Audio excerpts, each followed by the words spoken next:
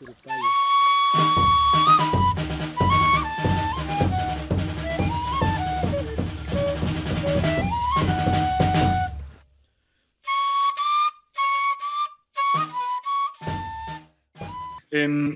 Pasamos a la intervención de Gaia Macrán, que ella es profesora investigadora del CIAL, de aquí de la UNAM.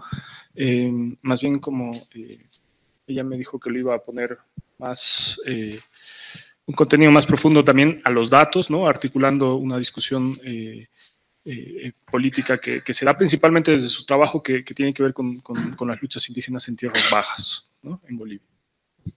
Muchas gracias. Gracias a Huáscar por la invitación, por la posibilidad de estar aquí con ustedes en una compañía tan excelente.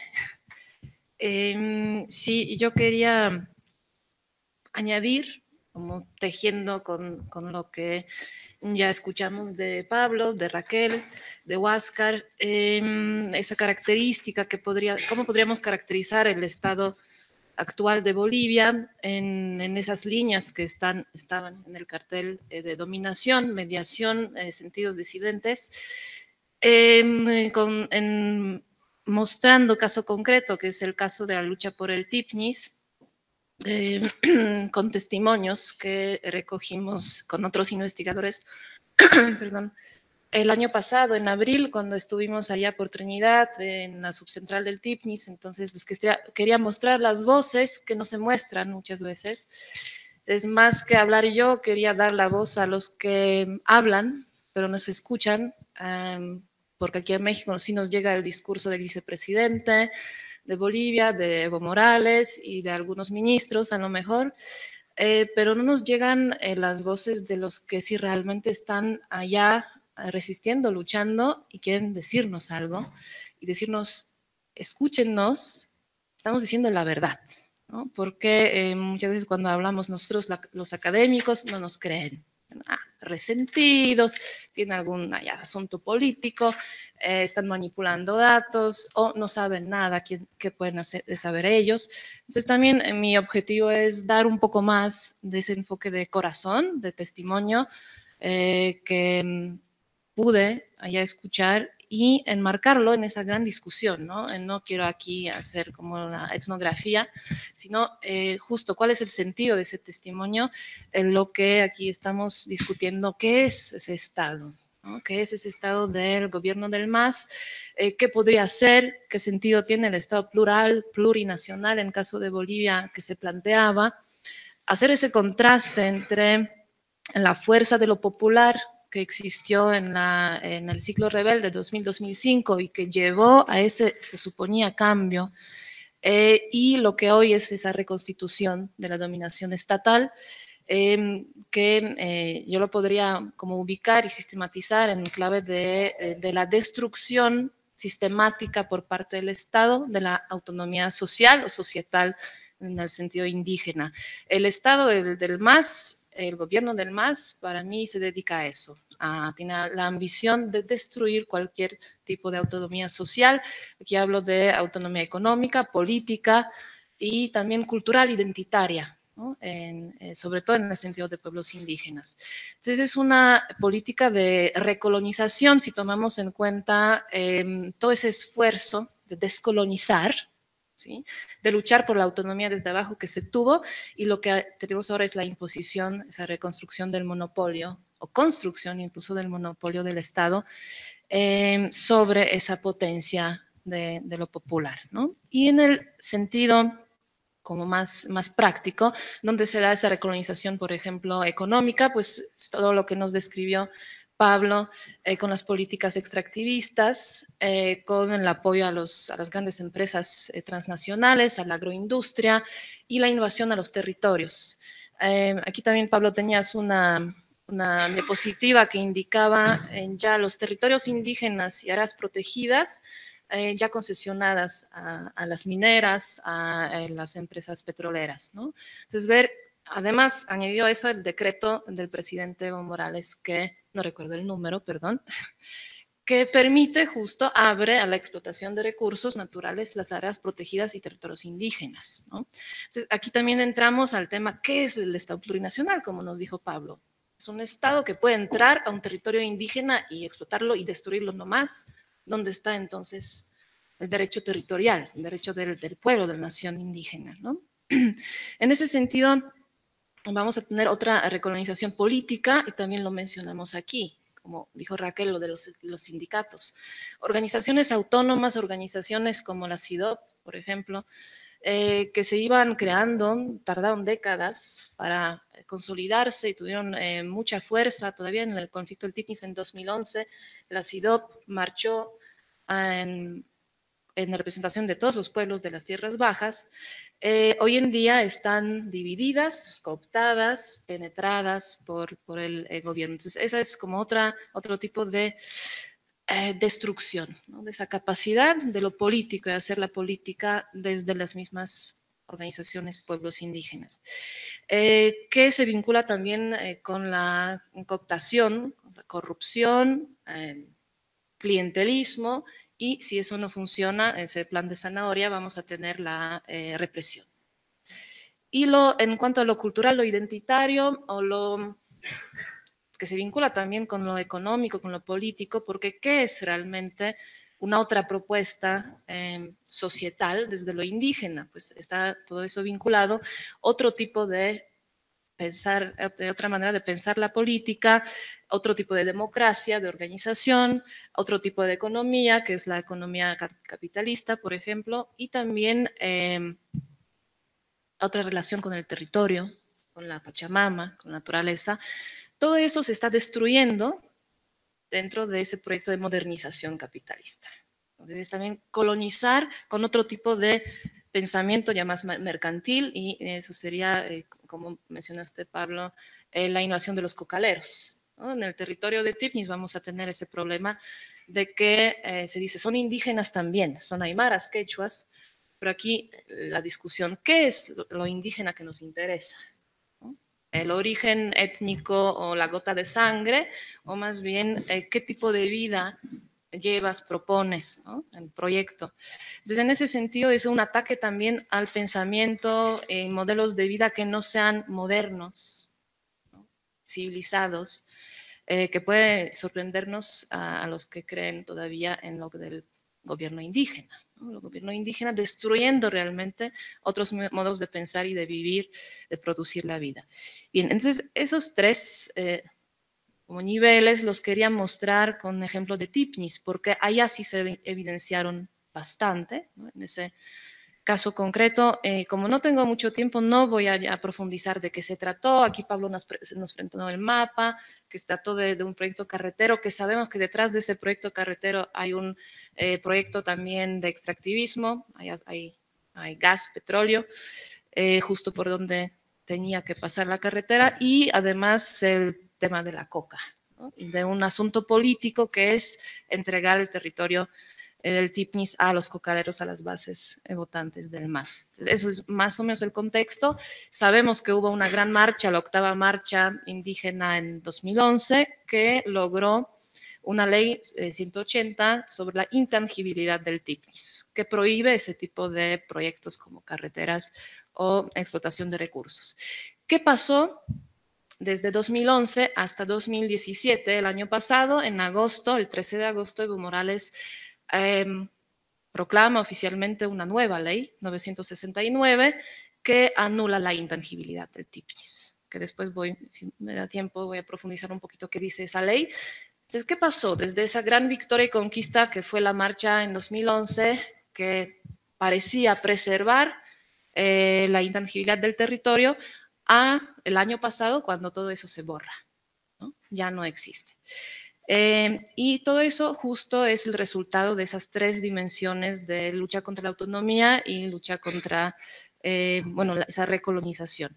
En ese sentido, les quería hablar de esos testimonios recogidos, la mayoría justo recogidos en abril del año pasado. También hay algunos de los documentos oficiales que sacó la subcentral del Tipnis, o de algunos cabildos, reuniones que tuvieron lugar en el territorio el año pasado. La mayor preocupación cuando se habla de todo el proyecto carretero es la preocupación que ya existe, no tanto el futuro, sino el presente, de la invasión de los colonizadores. Así de colonizadores, ¿quiénes son los colonizadores? Son los cocaleros. ¿Sí? Los cocaleros de origen aymara, quechua, sindicalizados, bases del gobierno del MAS, como ya escuchamos. ¿Por qué? Porque es una colonización física del territorio. Realmente entran, penetran el territorio, talan el bosque, siembran la coca para el narcotráfico, pero además de esa invasión física, es una también invasión con otra visión de lo que es la economía, por ejemplo, ¿no? Es la economía del mercado, es también el consumo, en contra de las economías tradicionales de ese territorio que tenían los pueblos indígenas, lo que convierte a los pueblos indígenas en peones de los cocaleros. ¿Sí? En su propio territorio, siendo dueños, como dicen, de esa casa grande, se vuelven peones, ¿sí? Subordinados que por destrucción de su hábitat, que hacen los cocaleros, tienen que, para sobrevivir, trabajar para los cocaleros, ¿no?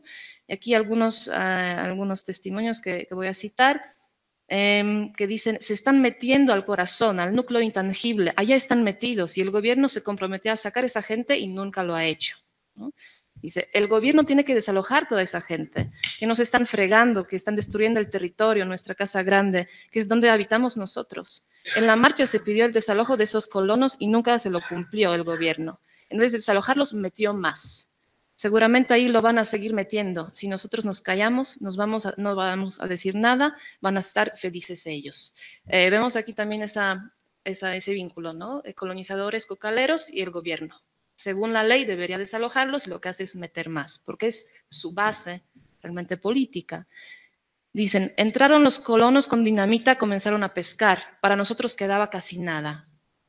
Ya sabemos lo que nos va a venir, se va a entrar la colonización y ellos no siembran yuca o plátano, sino coca. Nuestros hermanos tienen su patrimonio ahí, aprovechan de manera racional los recursos. Son los colonos quienes se llevan la madera, no nosotros como nos acusa el gobierno. Es uno de los líderes mojeños que lo dice.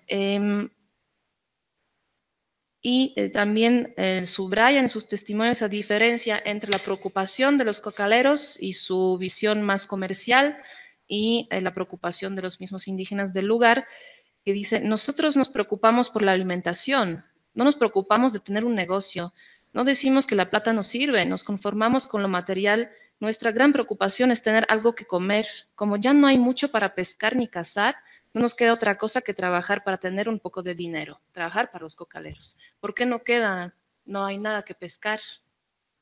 Porque los cocaleros pescaron con dinamita y acabaron, ¿no? Con los entonces, tenemos aquí un conflicto fuerte, ¿no? No solo por territorio en el sentido de tierra, pedacitos de tierra, sino todo lo que implica la territorialidad, ¿no? El cómo sentimos el territorio, cómo producimos la vida en él. Se dice también, ahora donde están los cocaleros, ya todo es dinero, ¿sí? Un testimonio, ya no había mucho que cazar ni pescar en el río. Y por si eso fuera poco, en Santísima Trinidad todo era dinero. La yuca y el arroz que cosechaban no era suficiente para vender y alimentar a los hijos. Aquí hay unas cosas muy ricas para hablar de la autonomía, que es la autonomía económica de los pueblos, que podemos sobrevivir de la selva nos nutre. Sí, claro, necesitamos entonces, algo de dinero para intercambios, para productos que no nos da la selva, pero en general también me decían, allá en la comunidad vamos al río, sacamos el pescado, lo comemos, ¿no? Somos felices, tenemos la comida, es lo más importante. Ahora con esa colonización ya ni eso tenemos y nos volvemos entonces asalariados. Entonces es el proceso de acumulación primaria que describió Marx, ¿no? Cuando se les pregunta, ¿y por qué el gobierno quiere tanto esa carretera? Dicen, para sembrar coca. Y muchos deciden, frente a eso, adentrarse más, de dejar sus comunidades, adentrarse a la selva, para no subsumirse a la economía de la coca, ¿no? Y ese es el fragmento del documento de resolución final de la concentración de comunidades y cabildos en Río Secure del 8 de julio del año pasado, donde se dice, Con la producción de la hoja de coca y con sus formas de vida depredan y contaminan el medio ambiente, avasallando constantemente nuestras comunidades bajo un colonialismo interno que pone en riesgo nuestras tradiciones, nuestra tierra sagrada y más aún nuestra existencia. Y aquí pasamos a lo que es el territorio, la Casa Grande, la tierra sagrada, ¿cómo lo explican ellos mismos? Y así, por ejemplo, la presidenta de la Subcentral de Mujeres del TIPNIS, Marquesa Teco, y Fabián Gil, que es el presidente ahora de la Subcentral del TIPNIS, nos explican qué es. Marquesa dice, el territorio, nuestra casa grande, que es donde habitamos nosotros. Desde siempre lo hemos habitado, nuestros ancestros, nuestros antepasados. Por eso es que nosotros lo protegemos. No queremos destrucción, no queremos sufrir en el TIPNIS, porque es nuestra casa grande, ahí habitamos, que Dios nos la dio para que la protejamos, lo cuidemos. Es el pulmón de Bolivia y de todo el mundo. Nosotros somos adanes que cuidamos nuestra tierra que Dios nos la dio. También como las mujeres, nosotras defendemos nuestra tierra, defendemos los derechos, defendemos lo que dice la Constitución. Y Fabián Gil, no nos queda de otra sino luchar por el territorio, porque el territorio significa más para nosotros que eso, no se acaba, es permanente, eterno. ¿Sí? Y a esos testimonios se añaden muchas cuestiones de tiempo, no voy a citar todo así, que dicen que queremos luchar por nuestros hijos para que no mendiguen, porque teniendo el territorio, nuestros hijos van a estar bien, pero si se acaba, van a convertirse en peones, ¿no? En mendigos. El territorio eterno, también me parece eso muy, muy rico, esa visión, es algo que permanece, que no se acaba, donde se reproduce la vida, generaciones pasan, pero allá nos enraizamos. Si eso se termina, nos terminamos como pueblo, no existimos ya más, ¿no?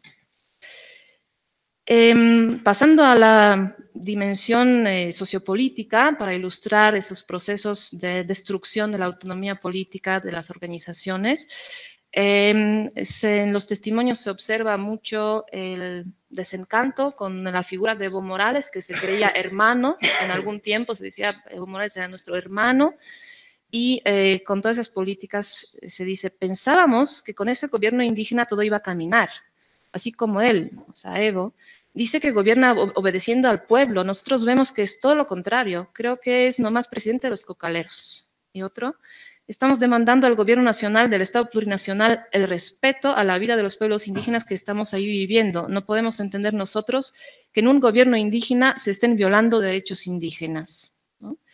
Y aquí quería hablar un poco de Chaparina, que ya mencionó Pablo, una tremenda represión contra los marchantes, los y las, que marcharon en 2011, y que sigue siendo un trauma, o sea, un dolor muy vivo en los testimonios. Como se dice, me duele, una de las mujeres, me duele el alma, me entristece pensar en Chaparina, porque es justo cuando, como la última esperanza de que ese gobierno sí realmente podía de alguna manera negociar, por lo menos, la causa del TIPNIS y en general indígena, se desvanece.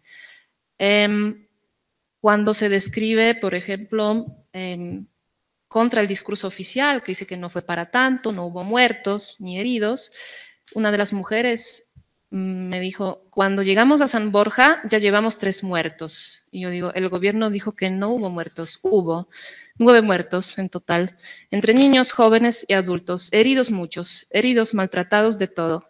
2 días estuvieron desaparecidos las mamás, no sabían dónde estaban los niños, peor que animales nos trataron, clasificados, maltratados. Pero después las mujeres dicen, pero seguimos adelante porque nosotras no tenemos miedo. Es como dice el dicho, cuando el marido te pega y te pega, una no tiene miedo en la vida, ¿no? Entonces, también ese testimonio desde lo femenino, ¿no? Como ven el gobierno como un marido que primero cuando era novio te enamoró y después en el matrimonio te pega, pero ya perdiste el miedo, ¿no? Y ya te rebelas. Y hay un clamor por la justicia, donde se dice que no hay justicia en Bolivia y contra todo eso que pasó. Sin embargo, lo que hizo el gobierno en Chaparina, ¿quién está preso ahorita? De gente que maltrataron a los indígenas, nadie. ¿Quién está preso por la presa Rosita hasta Cobomora, el Bala, y aquí enumeran todos los casos de represión que hubo, ¿no? ¿Quién está preso? Nadie. Y otra voz, no ha habido justicia, nadie está preso. Es una gran tristeza porque uno siente dolor por todo lo que ha sufrido, por defender nuestra tierra, para nuestros niños, para nuestros nietos, bisnietos. Ya nosotros no estaremos porque no sabemos hasta qué tiempo vamos a vivir. Si nosotros estamos pidiendo que haya justicia, ¿pero qué justicia nos van a dar? Todos decían queremos justicia. Claro, están llorando. Hay tanto lamento todavía, ¿no? Eso lo dijo la presidenta, doña Marquesa.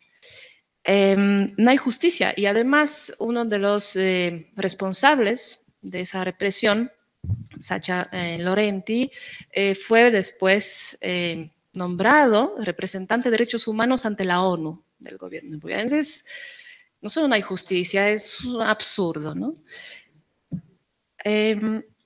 Y después también nos pasan, después de esa denuncia, pasan a hablar, ¿y qué pasó después de la marcha y la represión? ¿Cómo se mete el gobierno contra las organizaciones? ¿No?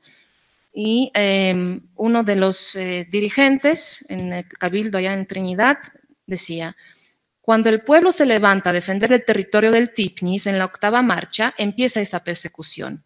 El gobierno ha querido someter a pueblos, especialmente a los del Tipnis, a querer que no se defiendan, que se callen, para que así entrar fácilmente al territorio y avasallar con la colonización, con el narcotráfico, con todo. Nosotros, como los pueblos indígenas acá de Bolivia, hemos sido totalmente perseguidos por el hecho de querer simplemente defender nuestros derechos, sobre todo por defender lo que es nuestra casa grande, que son nuestros territorios. Los pueblos, las comunidades, los dirigentes, cuando se atreven a decir la verdad, estamos siendo atropellados. Otra voz. El gobierno lo maneja todo, todas las instituciones, la gobernación. No podemos pedir un apoyo para el combustible para viajar a Tipnis porque no somos del lado azul, o sea, el lado del partido, del MAS. Pero si va alguien del lado azul, puede pedir. Las ONGs no nos apoyaban, que estaban en la marcha. A todos el gobierno las votó. En ese sentido, vemos también ese monopolio que se instala, ¿no? Del Estado, el Estado que es el partido del MAS, que bloquea los apoyos, que bloquea cualquier posibilidad material, incluso de resistencia de sus pueblos, ¿no? Los está ahogando. Y además de esa persecución física que denuncian, tenemos justo esas políticas de cooptación, clientelismo y castigo económico. Entonces, los que no se dejan cooptar son castigados. Y lo comparan con los tiempos neoliberales, ¿no? De antes, de Evo, cómo era. Porque algunos dicen, bueno es el mal menor, ¿no? Lo que pasa. Dicen, cuando estábamos solos, antes del gobierno, había proyectos, se metía luz a las comunidades, ahora no hay nada. Vienen los del gobierno con falsas promesas que gracias a la carretera los niños tendrán el desayuno escolar. Hablan del desarrollo gracias a la carretera. Primero nos quitan proyectos y hunden en la miseria y luego vienen a rescatarnos a cambio de la carretera, ¿no? Y otros decimos, para los que están en la línea del gobierno, para esta comunidad, para los que no están en la línea del gobierno, para esta comunidad no hay proyectos. Para los que están en la línea, hay. Entonces, es la lucha contra la pobreza, como dice el gobierno, ¿no? Vamos a construir la carretera para sacarlos de la pobreza. Bueno, también es para algunos que nos apoyan. Los rebeldes no van a tener nada. Nos recuerda también México, zapatismo, ¿no? Y otro testimonio, no hay nada de eso, de proyectos, porque todo lo concentra el gobierno. Ya no tenemos derecho de buscar fondos para el desarrollo de las comunidades. Tiene que ser a través del Estado. Está condicionado. Tienen que aceptarme el camino para que yo de plata para su desarrollo. No es así la vida. Nadie nos tiene que condicionar a nosotros, ¿no? Otra vez la pregunta, el Estado plurinacional, autodeterminación territorial, sí, es todo a través del Estado. Y no nos deben condicionar, ¿no? Eso se dice desde allá. Y tenemos también el ataque a la autonomía de las organizaciones, otra vez. Y aquí un largo testimonio de uno de los dirigentes dice, nuestra autodeterminación debemos hacer y aplicar basándonos en la estructura de los cabildos que están en las comunidades del Tipnis. Eso es lo que hemos hecho hasta ahora, en contra de los sindicatos que promueve el gobierno. Eso es lo que el gobierno no ha querido respetar. Sigue queriendo abusar con los 3 pueblos que existen en el TIPNIS. Antes no había intromisión del gobierno ni de las instituciones. Las instituciones eran de apoyo cuando se veía este tema de trabajo. Ahora hay esta intromisión y empieza el gobierno a partir a las organizaciones. Este es el problema que no respeta el gobierno a pesar de ser indígena. Nosotros que pensábamos que Evo iba a cambiar y a luchar por los pueblos indígenas. Todos contentos. Cuando ahora es el peor presidente que maltrata mucho a los pueblos indígenas, no respeta ni a las organizaciones. ¿Qué hacen los dirigentes que están actualmente recibiendo órdenes desde arriba? Ya no son órdenes de las comunidades. Los dirigentes pueden deshacer la ley 180, ya no necesitan las bases. Si esta es la conquista de las bases, si es una petición de las bases, ¿no? Lo que dijo Raquel. Eso ya no hay bases, hay dirigencias subordinadas al gobierno. Y para terminar, quería entonces hablar de lo que pasó con la ley, de la última ley que entró en agosto del año pasado, que ya posibilita la construcción, no solo de la construcción de la carretera. En general, en esa ley se habla mucho del derecho a la accesibilidad. Es uno de los valores que se enumera en la ley. Ya no se habla del buen vivir, ya desapareció, parece que ya nadie se lo cree, por eso ya ni siquiera lo tienen que poner en la ley, pero sí se habla de accesibilidad. Y cito, los pueblos indígenas originarios tienen derecho al acceso universal y equitativo a los servicios básicos y es responsabilidad del Estado en todos los niveles proveerlos mediante medidas idóneas y oportunas. Tenemos aquí a los pobres que esperan la ayuda del Estado. Y se habla del artículo 9 de poder desarrollar todo tipo de actividades de articulación e integración que mejoren, establezcan o mantengan derechos de los pueblos indígenas.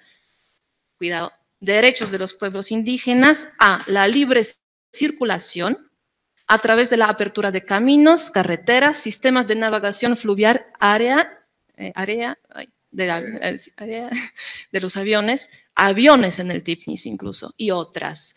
Entonces, la construcción de carretera, puertos, aeropuertos, es cumplir con el derecho indígena a la libre circulación. Entonces, yo digo que ahora los derechos que antes se enumeraban como el derecho a la libre determinación, o la autodeterminación, ya no existe. Ahora hablamos del derecho a la libre circulación.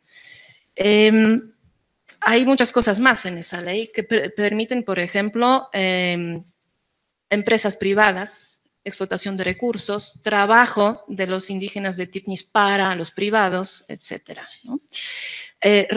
También, solo para citar algunas voces que acompañaron la promulgación de esa ley, porque lo trágico también es de que no es solo el malvado gobierno, ¿no?, que promueve esa ley, sino que se legitima a través de los dirigentes de origen indígena, la mayoría cocaleros, dirigentes aymaras, quechuas, también bastantes de las tierras bajas. Eso nos ilustra esa división de las organizaciones, pero ¿con qué tipo de discurso están legitimando esa ley? Tenemos que entrar al TIPNIS, construir la carretera para sacar a los pobres indígenas que viven allá de la pobreza, porque ellos también tienen derecho, ¿no?, a la libre circulación, a la salud, etc. Y aquí son algunas citas de los diputados o los sindicalistas del MAS que en varias reuniones y en exposiciones públicas defienden la ley. Ese es Sabino Arroyo González, del MAS, diputado, que asegura que los indígenas, abro la cita, son seres humanos, tienen el mismo derecho civil como nosotros. Ellos también saben soñar, así como nosotros soñamos también. Querer soñar, por ejemplo, ser mañana profesionales, pero también querer soñar teniendo carreteras, querer soñar igual como nosotros, y para eso este término intangibilidad nada más y nada menos era absolutamente mentiroso, abusivo y cruel. Y su colega Manuel Mamañi Quispe, por los apellidos podemos suponer que Aymara, remata con eso, abro la cita, apoyo ese proyecto de ley, que vivan también como los humanos. Eso también están pensando los compañeros indígenas, quieren tener buenos profesionales, quieren tener buena vida con caminos, escuelas, hospitales, eso están pensando. Hay muchos testimonios más en ese sentido, desarrollo y progreso. Entonces, primero también aparece ese elemento, ellos, nosotros y ellos, ¿no? Nosotros aquí, humanos per se, ¿no?, somos humanos, Y ellos podrían serlo, podrían vivir como humanos. Puede ser que son humanos si sueñan como nosotros. ¿Y con qué soñamos nosotros? Progreso, desarrollo, caminos, ¿no? Entonces nosotros, humanos per se, les vamos a condicionar esa humanidad a ellos, los indígenas, si aceptan el progreso y el desarrollo. Es el etos colonizador de siempre, ¿no? ¿Verdad? Entonces la incorporación a la vida humana, porque ni siquiera se habla de la civilización, de la humanidad misma, de los salvajes, ¿no? Entonces, la incorporación a la vida humana por medio de una carretera significa también la incorporación de un territorio inútil, improductivo desde el punto de vista del capital y de sus habitantes que no se dedican a nada, o sea, no son útiles, a la lógica del capital, del Estado capital, ¿no? Y también hay, no, ya no voy a citar, pero hay algo así que así van a producir, van a aportar a la nación y a la patria, ¿no? Entonces ya se vuelven productivos y útiles como peones en ese sentido. Por ejemplo, por supuesto, hay una respuesta, parte de los que resisten en el TIPNIS, y solo dos citas, y ya voy a terminar. El nuevo presidente Fabián Gil, la subcentral, cuando el gobierno, después de meter esa ley y hace un cabildo paralelo de las autoridades alineadas, en línea del gobierno, entra la Marina a los ríos de Tipnis. También es increíble, eso es la primera vez de la militarización del territorio indígena. Entonces, otra vez pregunto, ¿cuál Estado plurinacional?